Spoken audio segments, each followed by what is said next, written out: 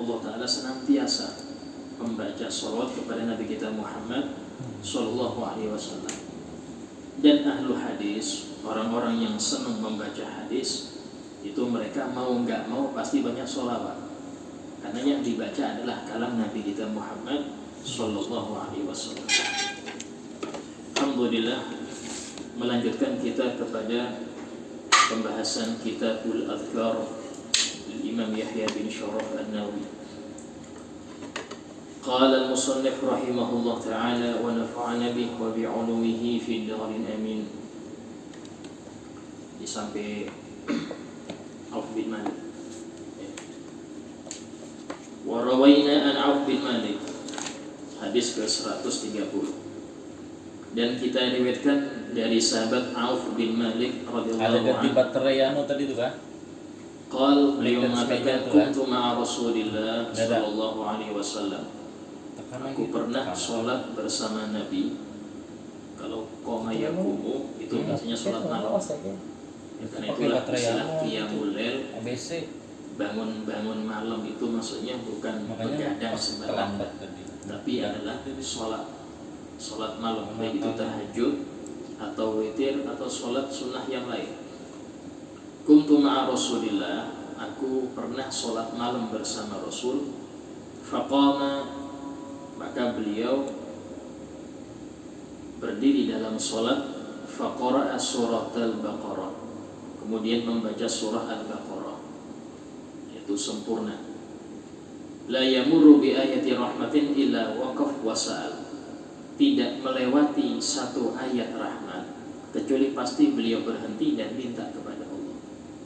Ini kemarin telah kita bahas, telah berlalu, bahwasanya disunnahkan jika kita membaca ayat Al-Quran, baik itu dalam sholat atau luar sholat, jika disebutkan tentang rahmat Allah, maka dianjurkan kita minta, berhenti dan minta akan rahmat tersebut. Wala yamurru bi ayati adab, dan tidak melewati ayat adab illa waqafa wa ta'awwad, kecuali pasti beliau berhenti dan minta perlindungan dari adab tersebut. Para ulama mengatakan dari hadis ini dalil bahwasanya Yasin Fadilah itu dianjurkan, bukan hal yang bid'ah, bukan. Yasin Fadilah ini setiap tengah-tengah ayat rata-rata ada bacaannya, doa, ada sholawatnya, ada doanya. Nah, itu sesuai dengan ini, ya, bukan berarti itu bikin-bikinan, enggak. Ada dasarnya hadis ini. Itu Nabi setiap melewati ayat rahmat beliau berhenti dan berdoa. Ya. Doanya memang tidak disebutkan, dalam beberapa yang disebutkan. Cuman yang jelas pasti minta rahmat akan yang hubungan dengan ayat tersebut. Sehingga beberapa waktu yang lalu telah kita jelaskan bahwasanya ada contoh-contoh ayat-ayat yang dianjurkan untuk berdoa, ya, seperti ucapan alaihissallahu bi ahkamil hakimin, maka dia membaca bala wa ana ala dzalika minasyahidin. Dalam surah Al-Ghasyiyah, ya, itu summa inna alaina hisabahum, itu membaca rabbi hasibni hisaban yasira. Nah, ini diantara contoh-contoh disunahkan kita ini untuk berdoa di tengah-tengah ayat.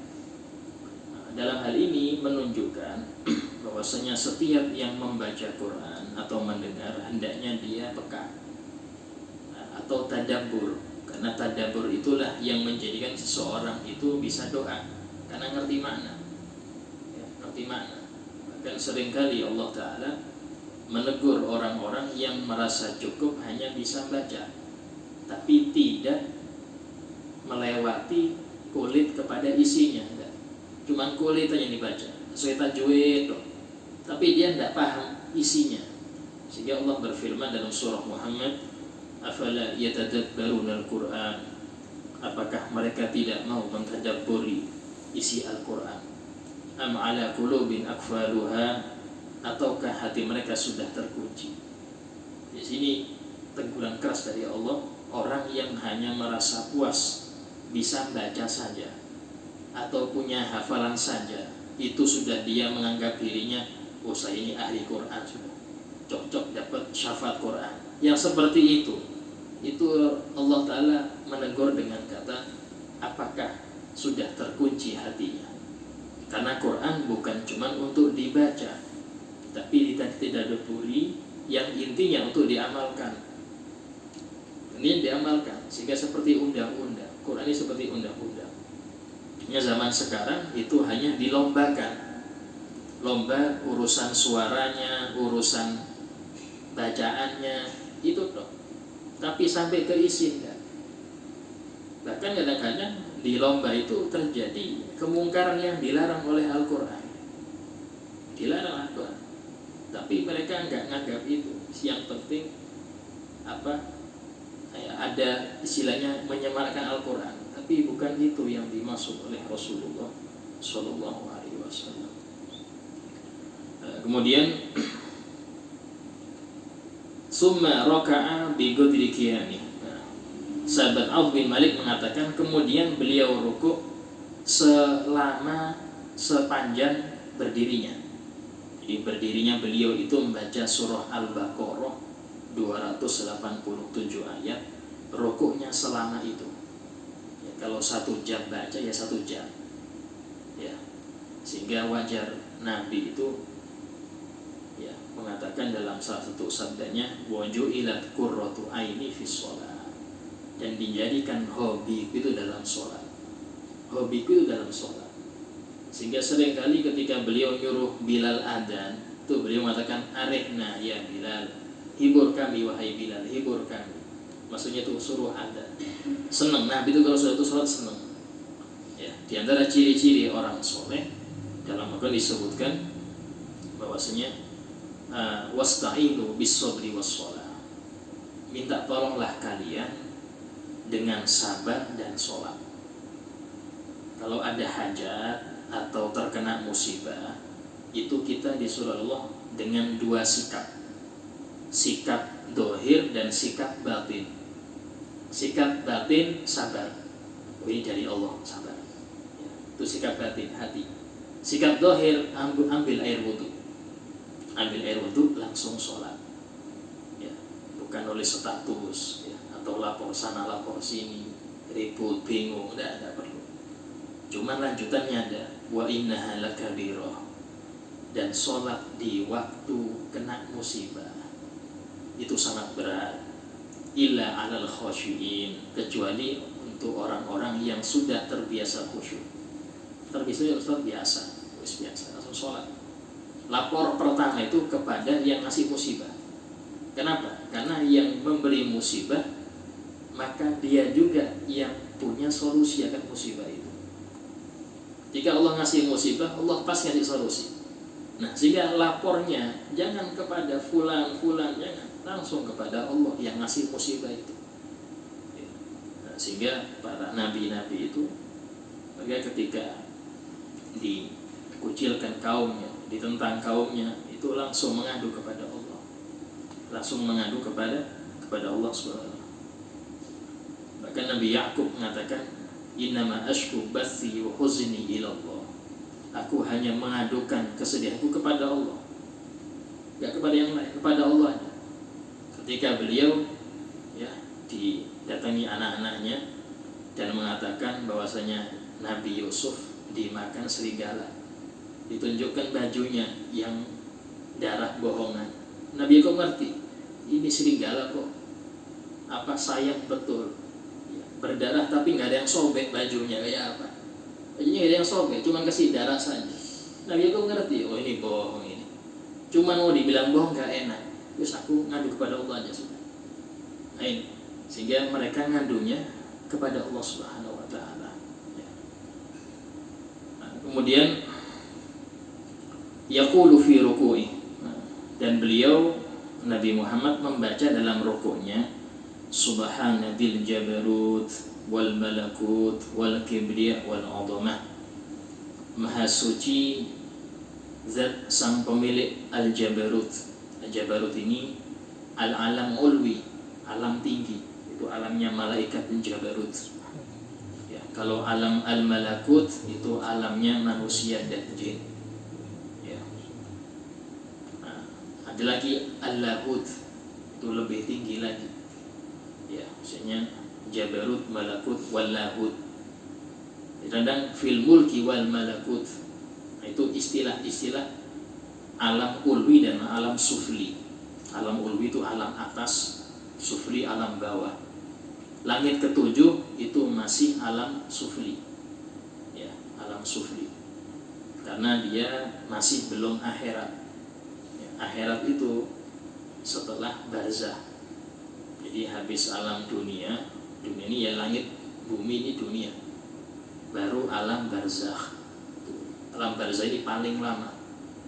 Sehingga para ulama tauhid Ahlussunnah wal Jamaah sepakat bahwasanya setiap yang meninggal mulai masa Nabi Adam sampai sekarang semuanya masih di alam barzakh. Yang soleh dalam nikmat kubur, yang gak soleh naudzubillah dalam siksa kubur. Dan neraka surga masih kosong sampai sekarang, belum ada isinya. Walaupun surga sudah diciptakan semenjak Nabi Adam itu diciptakan, itu surga sudah lama diciptakan, sudah lama. Memang sekarang masih kosong. Kenapa demikian? Karena keduanya ini berisi, ya, itu setelah beberapa fase. Fase barzah dulu, bis barzah baru terjadi kiamat, baru alam ba'ats, kebangkitan, baru benar alam hasyar, masyar. Di situ baru terjadi hisab, baru kemudian pemberian kitab jadi tangan kanan atau tangan kiri, baru kemudian yaumul mizan, timbangan amal, baru kemudian lewat sirat mustaqim. Nah, ini yang lurus bisa masuk surga, yang jatuh naudzubillah masuk neraka. Baru waktu itulah terisi neraka dan surga. Adapun orang sekarang dengan doa, masuk surga dia sudah, itu nanti. Sekarang belum. Sekarang belum. Ya. Adapun yang model gentayangan gini itu jin. Tidak ada arwah yang wafat. Ya, itu goda-goda orang nggak ada. Maka kita jelaskan bahwasanya orang yang dapat nikmat kubur dia sudah senang di kuburnya. Bila bisa kubur, maka tidak mungkin malaikat melepaskan dia sehingga dia bisa keliling ngangkutin orang. Tidak mungkin. Dia akan sibuk dengan siksaannya. Ya. Sehingga ini yang harus diketahui. Memang di antara orang-orang soleh itu mereka rohnya bisa tidak ada di kuburnya bisa. Ya. Karena mereka itu memiliki istilahnya kelebihan di alam barzah. Maka disebutkan di dalam kitab Ruh Imam Ibnu Qayyim al-Jauzi, kan ada hadis bahwasanya para orang-orang ahli barzah ini yatazawarun, saling ziarah. Pernah suatu kali ada seorang yang ziarah di Kezambal, itu makbaroh terkenal di Tarim, yang di situ di zaman Al-Habib Abdurrahman Segaf, kakek buyut semua habaib yang marga Segaf. Itu di masa beliau saja, beliau mengatakan di Zambal itu dikuburkan 80 wali kutub. Wali kutub 80, kayak apa yang lain. Sehingga suatu kali ini ada orang ziarah di Zambal. Terus ada seorang nenek bilang, ya fulan, ahli Zambal gak ada semua, kosong semua ini, kuburannya kosong, gak ada. Lu kemana? Hadir maulidnya Habib Ali Habsyi. Hadir maulidnya Habib Ali Habsyi di Sebun. Jadi yang hadir itu bukan cuma yang hidup, yang wafat juga hadir. Kenapa? Karena Nabi hadir. Mau nggak mau yang ahli arwah juga hadir. Bahkan pernah suatu kali kita tanya kepada seorang, Masya Allah ini orang sering mimpi Nabi. Terus saya tanya, Syarif Hamid Belengkong ini, ya, Syarif Hamid itu beliau kapan di kubur ini kapan? Saya tanya, coba kalau mimpi Nabi tanyakan. Ada nggak sampai sebulan pas saya pulang ke Banjar, di mobil subuh itu nelpon dia, oh iya tadi malam saya mimpi dan bilang Syarif Hamid hari Jumat mulai pagi sampai sore itu di kuburnya. Selain itu tidak ada. Ini isinya berarti apa? Ya afdolnya ziarah ya Jumat. Kalau kita mau ziarah seorang wali itu usahakan wali itu ada di situ. Nah itu beliau mengatakan mulai pagi sampai sore. Pagi sampai sore itu Sohibul Balengkong di makbarahnya. Nah, ini diantaranya. Bahkan Habib Botokote yang Bafakih, Syekh Bafakih di Surabaya, itu beliau hari Selasa. Nah, kalau mau ziarah beliau hari Selasa. Ya, bahkan kita punya guru Habib Husin bin Abdullah Segaf, Wajarham, sudah wafat. Nah, itu beliau kalau orang yang mau ziarah ke Gresik, Habib Abu Bakar bin Muhammad As-Segaf, wali kutub yang Gresik, itu sebelum ke situ pasti biasanya rata-rata orang yang ngerti mampir dulu ke Habib Husin. Bib, ini kita mau ziarah, ada apa enggak gitu, ada apa enggak? Kalau beliau oh nggak ada ya sudah, ya cuma Fatihah saja. Nah, kalau memang oh ya ada, ziarah itu makbul cepat. Nah, karena memang orang-orang yang punya makom di Allah itu mereka sering keluar, sering keliling, apalagi ahlul darah. Ahlul darah itu orang-orang wali yang jika dipanggil datang, itu ahlul darah, ya, istilahnya darkah, ahli darkah, ahli darah, itu dipanggil kayak Syekh Saman, ya, ahli darah. Tapi bukan sekali, yang sering Fatihah, sering kita ngasih hadiah terus. Ya kalau tidak pernah ngasih hadiah, mau dipanggil ya sulit datang. Ya, sering ngasih Fatihah, tiap hari Fatihah, itu mereka tidak mungkin lupa orang yang ngasih mereka. Mereka ini orang-orang mulia, tidak mungkin melupakan orang-orang yang ngasih mereka. Ngasih apa gitu? Ngasih doa, ngasih Fatihah, ngasih yasin, sedekah untuk mereka. Itu diantaranya punya ikatan kuat dengan orang-orang soleh yang sudah wafat. Kemudian kemudian beliau Rasulullah SAW membaca dalam sujudnya selama itu mithla dzalik, ya, berarti sujudnya juga sepanjang baca Al-Baqarah. Hada haditsun sahih, ini hadis sahih, rawahu Abu Dawud wan Nasa'i fi sunanihima, yang telah diriwayatkan oleh Imam Abi Dawud dan Nasa'i dalam sunannya. Di sini kita melihat bagaimana Nabi itu sholatnya Masya Allah, ya. Bahkan kita perhatikan di antara dzurriyyah beliau seperti Imam Zain Abidin As-Sajjad bin Husain bin Ali bin Abi Thalib. Itu beliau diberi gelar As-Sajjad karena punya wirid setiap hari sholat 1000 rakaat. Ada yang bilang setiap malam, ada yang bilang setiap hari. 1000 rakaat ini selain qobliyah ba'diyah, selain duha, selain tahajud. Itu 1000 rakaat tiap hari. Sehingga diberi gelar As-Sajjad, yang sering sujud. Ya. Minimal apa disebutkan oleh Nabi SAW, as-sholat khairu maudhu. Sholat itu kebaikan yang paling baik. Jadi kalau orang itu ingin memperbanyak amal ibadah, perbanyak sholat. Perbanyak sholat. Karena sholat itu paling baiknya dari kebaikan. Khairu maudhu itu paling baiknya dari semua kebaikan. Sehingga ciri-ciri orang soleh itu memperbanyak sholat. Disebutkan di dalam surah Al-Mu'minun, Allah berfirman, qad aflahal mu'minun, sungguh telah beruntung orang-orang yang beriman. Ciri pertama, alladzina hum fi sholatihim khashi'un. Sholat dulu, yang tidak. Sholat dulu. Yang mukmin, yang muflih, mukmin yang beruntung, itu yang pertama sholat. Sholat yang mana? Yang khusyuk, ya.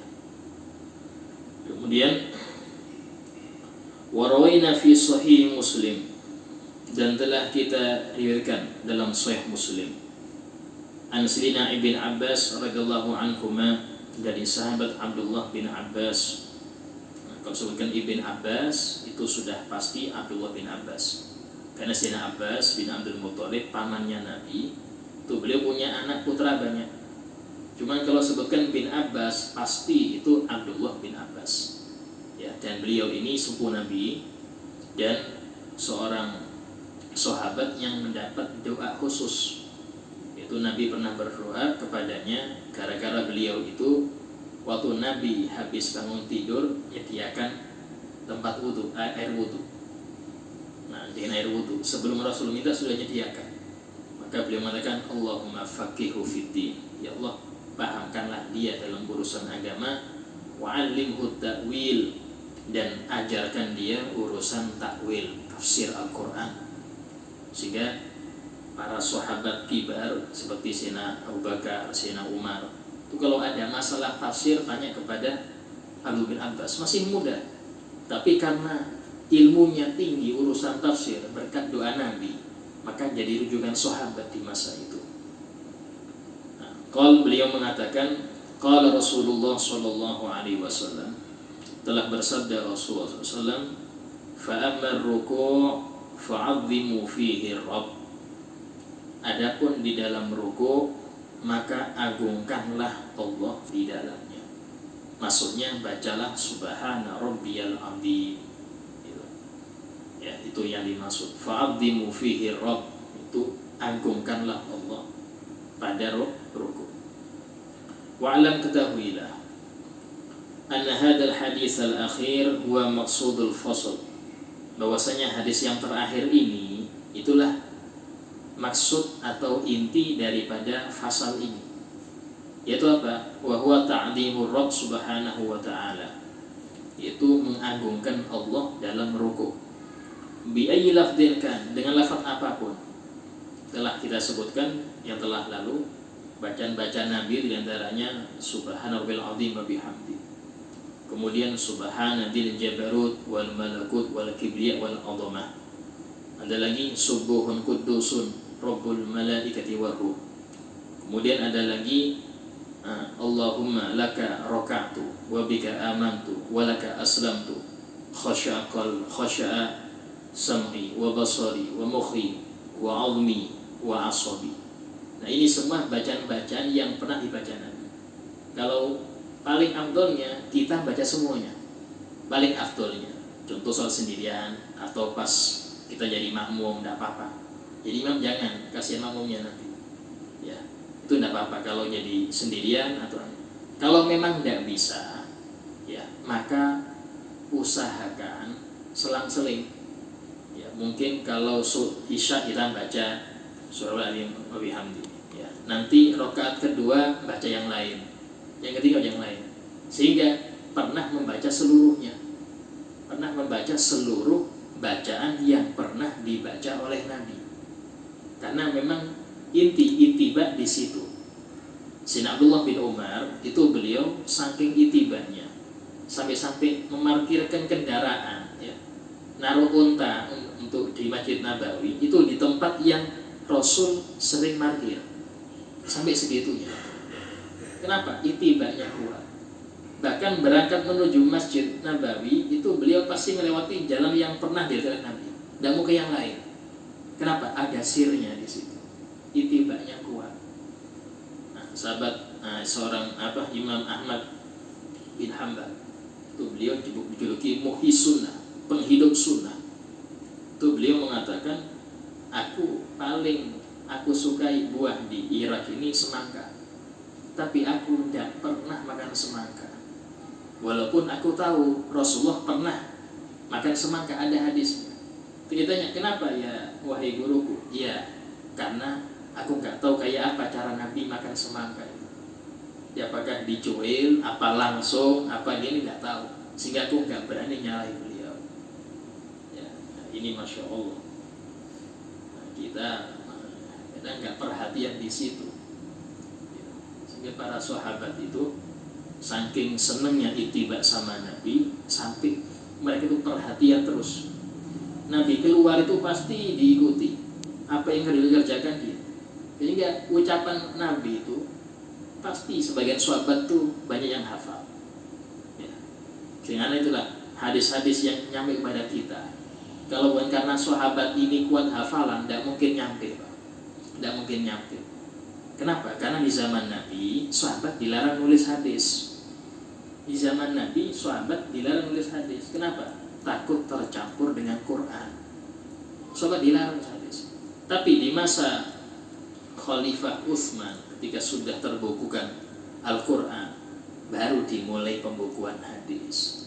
Tapi itu banyak sahabat yang sudah meninggal. Ini ya bagaimana hadis ini termasuk jerih payah dari para sahabat.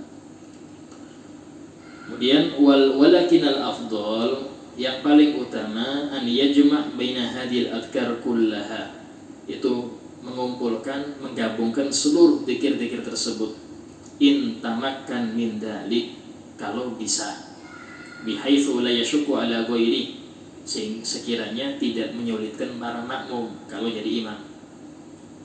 Yuqaddimu tasbih minha, cuman yang paling pertama dibaca yang tasbih, karena inti di dalam rukuk itu tasbihnya. Fa'in aradal iktisar, kalau dia ingin singkat, saya ingin yang singkat saja daripada nggak baca makruh. Ya, dalam fikih orang yang rukuk nggak baca apa-apa makruh. Ya, beda kalau orang meninggalkan baca iftitah, nggak makruh karena ada Fatihah masih. Tapi kalau rukuk nggak baca dzikir, makruh hukumnya. Ya. Kalau ingin singkat, maka disunnahkan baca tasbih, baca subhanallah. Wa adnal kamal, dan minimal yang sempurna dalam tasbih itu thalathu tasbihat, minimal 3 kali tasbih minimal. Walau iktasara ala marrah, sumpama dia pengen nyingkat 1 kali aja, sekali aja tasbihnya, saking malasnya ini sebelum selesai, ya. Karena fa'ilan li asy tasbih, ya, dia dianggap melakukan tasbih cukup, sehingga tidak makruh. Yang penting 1 tidak makruh, cuman nggak sempurna. Ya. Wa yustahabbu idza tasara 'ala al-ba'd ay yaf'ala fi ba'dil awqat ba'daha, dan disunnahkan jika dia menyingkat dalam salah satu rukuknya itu dengan sebagian dzikir, maka dianjurkan dia mengamalkan dzikir yang lain di rukuk selainnya, ya, walaupun dalam 1 sholat atau dalam 2 sholat. Yang penting jangan sampai continue itu aja, jangan, karena real yang lain banyak. Eman kalau nggak dibaca eman. Setiap dzikir Nabi pasti ada sir, pasti ada rahasianya. Wa hakadha yaf'alu fil awqat, dan demikianlah dia mengerjakan dalam waktu-waktu yang lain, sehingga dia dianggap mengamalkan seluruh dzikir tersebut. Wa kadza yang bagi ayyaf'al fi adkar jamil abwab, demikian juga hendaknya dilakukan pada dzikir-dzikir selain rukuk. Ya, kemarin iftitah itu macam-macam. Ya, ada 3 macam riwayat yang pernah kita sebutkan itu. Nanti dalam itidal ada bacaan lain, di dalam sujud ada bacaan lain. Ini amalkan. Jangan sampai seumur hidup cuman hafal subhanallah azim, itu aja, jangan. Ya, kerjakan yang lain juga, usahakan diamalkan.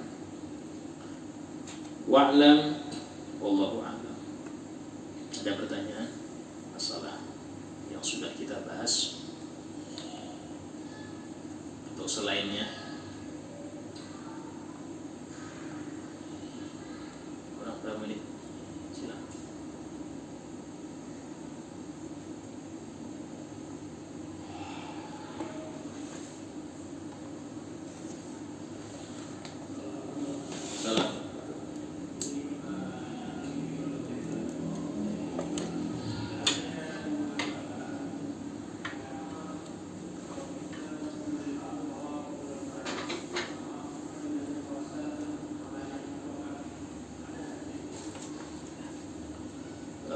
Memang untuk hadis-hadis bulan Rajab, ya, itu yang sahih nggak banyak, yang masoheh nggak banyak. Nah, cuman kalau yang banyak fadilah tentang puasa haram banyak di bulan-bulan haram, karena Rajab termasuk bulan haram. Dalam Imam Ghazali Ihya disebutkan yang berpuasa hari Kamis, Jumat, Sabtu, 3 hari, Kamis, Jumat, Sabtu setiap bulan haram, Nah, itu mendapat pahala, agak lupa, bahwasanya 600 tahun seperti itu.